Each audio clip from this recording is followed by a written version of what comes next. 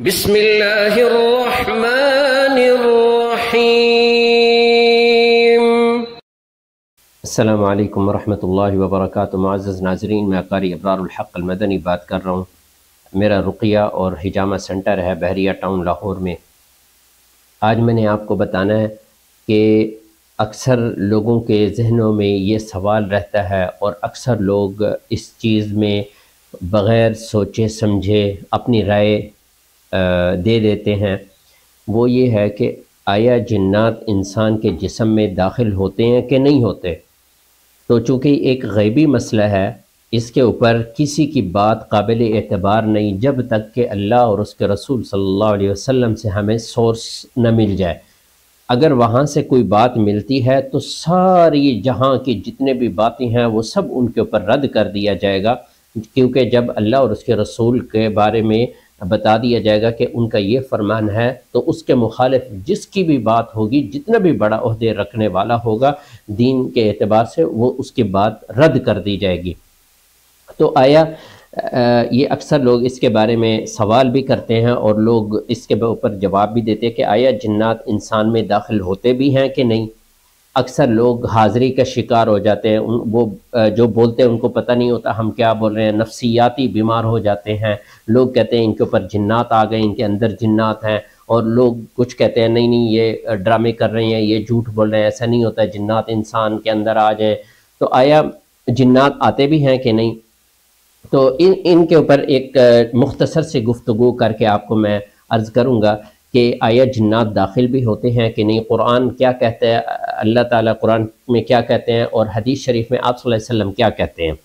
قرآن مجید میں دو جگہ پر، ایک سورۃ البقرہ میں اللہ نے فرمایا یتخبطہ الشیطان من المس، جو سود کھانے والے، سود کا لین دین کرنے والے ہیں، ان کو قیامت والے دن ایسے اٹھایا جائے گا جیسے وہ تڑپ رہے ہوں، جیسا وہ تڑپتا ہے جس انسان کو شیطان نے ٹچ کیا ہو۔ یتخبطہ الشیطان من المس، مس کہتے ہیں ٹچ کرنے کو، جب شیطان ٹچ کرتا ہے انسان کو تو وہ تڑپڑاتا ہے اور اوٹ پٹانگ بات کرتا ہے۔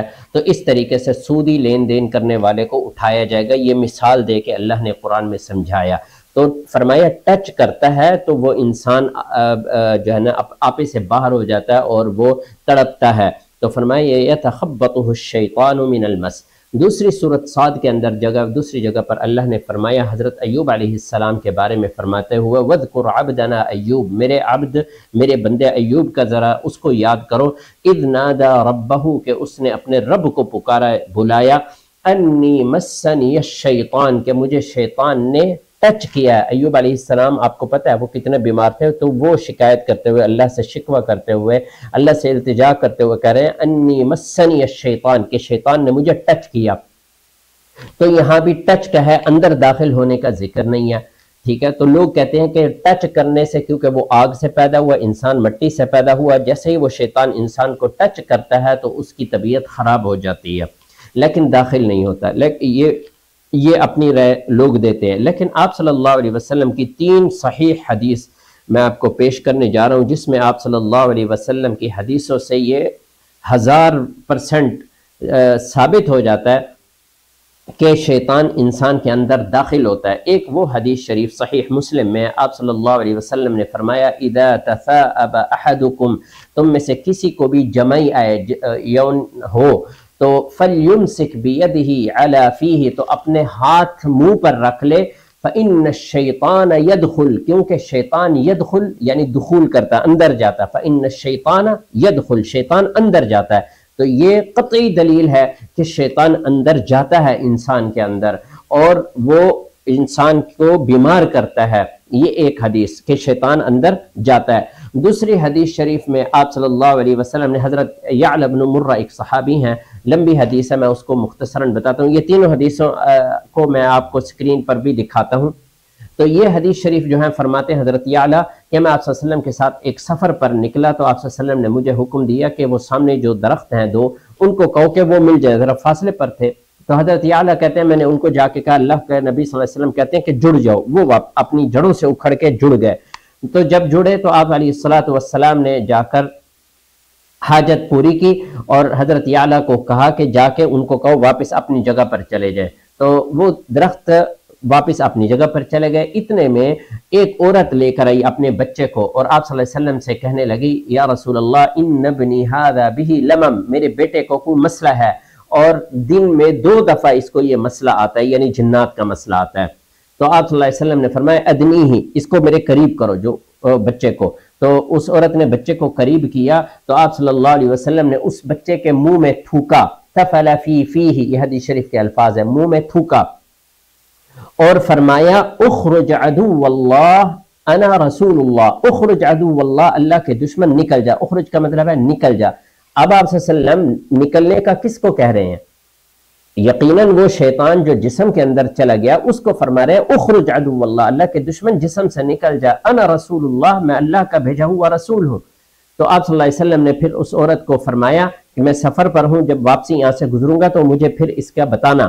تو وہ جب واپس آپ صلی اللہ علیہ وسلم وہاں سے گزر ہوا تو وہ عورت کچھ ہدیے لے کر آپ صلی اللہ علیہ وسلم کے لیے انتظار کر رہی تھی، اور اس نے آپ صلی اللہ علیہ وسلم کو بتایا کہ یا رسول اللہ جب سے آپ نے دم کیا اس بچے کو، اس کو دوبارہ یہ مسئلہ نہیں ہوا۔ یہ وہ 2 حدیث شریف ہیں، صحیح حدیث جس کے اندر جنات کا انسان کے اندر داخل ہونا 100% موجود ہے۔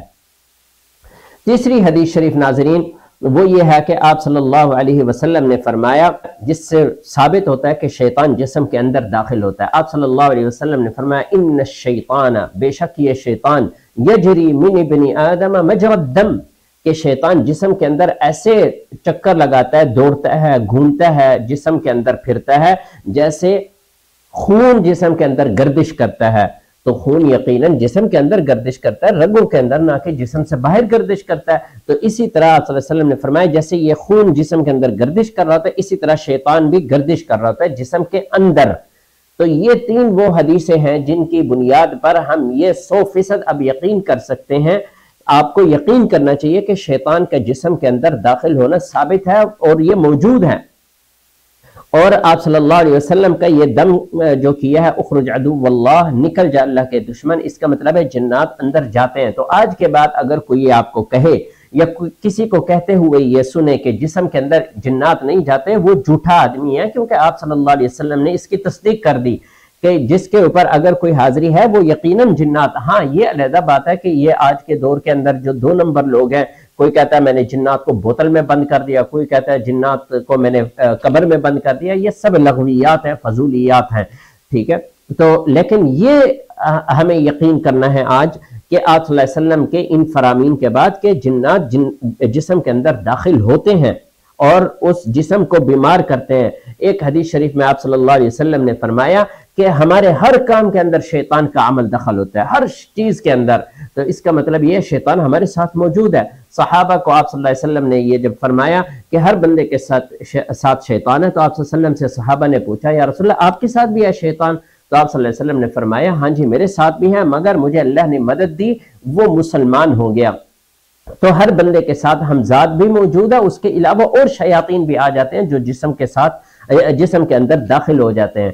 تو ان کا علاج کروانا اور رقیہ کروانا قرآن اور سنت کے مطابق علاج کروانے سے یہ مکمل ختم ہوں گے۔ اور اکثر اس بارے میں نے ایک ویڈیو بھی بنائی ہے کہ رقیہ کروانے والے بھی رقیہ کرواتے رہتے، زندگی گزر جاتی ہے، وہ ٹھیک نہیں ہوتے، اس کے اندر وہ غلطیاں کر رہے ہوتے ہیں۔ وہ کیا ہے کہ معالج جو ہے وہ ہفتے میں 1 دفعہ یا 2 دفعہ دم کرتا ہے، یا اگرچہ ڈیلی کر رہا ہو لیکن وہ پیسے اتنے لے رہا ہوتا ہے کہ اگلا بندہ ڈیلی اٹینڈ کرنا اس کے لیے مشکل ہو جاتا ہے، تو جس کی وجہ سے اس کے علاج میں ڈیلی رقیہ میں گیپ آتا رہتا ہے، اور وہ جتنا گیپ آتا ہے اس سے وہ شیطان دوبارہ طاقتور ہو جاتے ہیں۔ تو ان چیزوں کی وجہ سے، غلط طریقہ علاج کی وجہ سے بندے ٹھیک نہیں ہوتے، وہ سارا عرصہ رقیہ ہی کرواتے رہتے ہیں۔ تو اس وجہ سے ان چیزوں کے لیے صحیح رقیہ کروانا اور مستقل اور ڈیلی بیسس پہ رقیہ کروانے سے ان چیزوں سے نجات حاصل ہو سکتی ہے۔ تو یہ مجھے آج سمجھانا آپ کو مقصود تھا اس ویڈیو کے اندر دلائل کے ساتھ کہ شیطان جسم کے اندر داخل ہوتا ہے۔ ہاں قرآن میں جو آیا ہے ٹچ کرنا وہ ایک علیحدہ کنڈیشن ہے، یعنی کیونکہ ٹچ باہر سے ہوتا ہے، تو وہ ٹچ کرنے سے انسان کے اوپر بیماری آ جاتی ہے، لیکن وہ تکلم یعنی اندر جا کے وہ بات نہیں کر سکے گا۔ ایک یہ کنڈیشن جو قرآن میں بتائی، دوسری کنڈیشن جو حدیث شریف میں ہے کہ شیطان اندر داخل ہو جاتا ہے۔ وہ جب اندر داخل ہو جاتا ہے تو وہ پھر جسم میں جسم میں سے بولتا بھی ہے، اور اس کی حرکتیں اور اس کی جو لفظ ہیں، اس کی جو آنکھ ہے، ان سب کو قبضے میں لپیٹ میں لے لیتا ہے، جس کی وجہ سے اگر اس کو آواز دیں، بعض دفعہ ایسے مریض ہوتے ہیں کہ وہ کہتے ہیں ہمیں قرآن سنائی نہیں دے رہا، بعض لوگ ایسے ہوتے ہیں وہ ان کے ہاتھ جو ہے نا بغیر کنٹرول کیے ہلتے ہیں، بعض لوگ ہوتے ہیں ان کی ٹانگیں بغیر کنٹرول کیے ہلتی ہیں، تو یہ وہ شیطان ہوتا ہے جو کہ اندر سے جسم کو کنٹرول کر رہا ہوتا ہے۔ تو ان چیزوں کا صحیح طریقے سے علاج کروایا جائے تو ختم ہو جاتے ہیں۔ اللہ تعالیٰ مجھے اور آپ کو قرآن اور سنت کو سمجھنے کی توفیق عطا فرمائے اور قرآن اور سنت پر عمل کرنے کی توفیق عطا فرمائے۔ یہ ایک اہم بات آخر میں آپ کو عرض کرتا چلوں، غیبیات وہ چیزیں ہیں جو اللہ اور اس کے رسول کے علاوہ کوئی نہیں جانتا، اس کے بارے میں جیسے قبر کے حالات ہیں یا آخرت کے حالات ہیں یا یہ جنات کے حالات ہیں، یہ جو لوگ بھی آپ کو ان کے بارے میں وہ چیزیں بتائیں جو کہ قرآن اور سنت میں نہ ہو، تو کبھی بھی ان سے ایسی انفارمیشن نہ لینی ہے نہ سننی ہے، کیونکہ یہ غیبیات ہیں۔ جب تک اللہ اور اس کے رسول کے ان ذرائع قرآن اور سنت سے ہمیں چیزیں نہ ملے تو وہ مردود ہیں، ان کو وہ قابل قبول نہیں ہے۔